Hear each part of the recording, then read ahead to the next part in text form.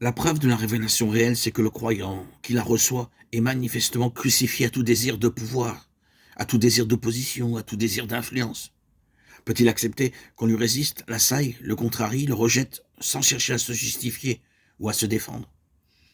Un élément d'autorité personnelle ou de justification personnelle détruira le ministère et discréditera la révélation d'un tel croyant. Oh, le danger qu'il y a à vouloir se saisir de la vérité divine pour s'en servir. Dieu a pourvu à toute protection sûre contre cette sorte de choses pour ce qui est vraiment de lui-même.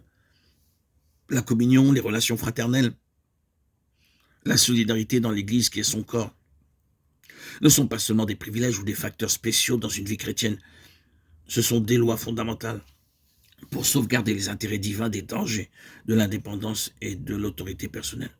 C'est pourquoi l'enfant de Dieu qui est dans une position douloureuse est invité à écouter l'Église. Si ton frère a péché contre toi, va et reprends-le entre toi et lui seul, s'il t'écoute. Tu auras gagné ton frère. S'il ne t'écoute pas, prends encore avec toi une ou deux personnes, afin que toute l'affaire soit décidée sur la parole de 2 ou 3 témoins. S'il refuse de les écouter, dis-le à l'Église. Matthieu 18, 15-17. Cela signifie l'abandon de tout jugement personnel et ouvre la voie au jugement spirituel d'une Église spirituelle.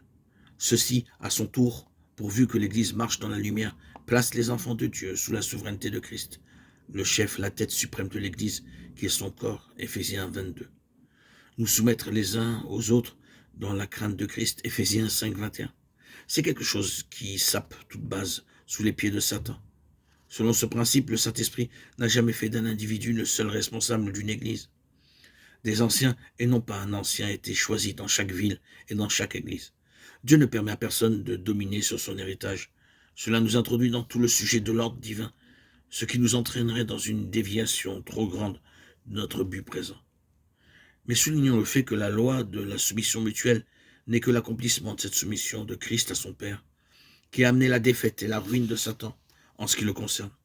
Toutes les tentations que Satan offrit à Christ devaient le corrompre par la séduction, même par l'incitation des Écritures. Si Christ avait revendiqué ses droits au lieu de s'en remettre à son Père pour lui obéir, à lui seul, Satan aurait triomphé.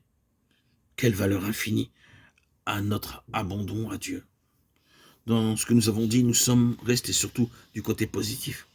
L'âme peut être passive, mais ce n'est là qu'une autre forme de la vie de l'âme. Il y a la faible passivité de l'âme qui permet à Satan de jouer simplement et facilement avec ceux qui sont en cause, ou qui signifie que, puisqu'ils sont entièrement négatifs, ils n'ont qu'une valeur et que tôt ou tard il pourra les dépouiller de leur simple état de confiance, en leur donnant un complexe d'infériorité. D'autre part, il y a cette passivité plus positive, si nous pouvons associer ces deux termes. C'est celle qui rend délibérément la pensée et la volonté négative de sorte qu'un état de médium se crée. Il n'est pas nécessaire de dire quels en seront les résultats dans le sens de la séduction.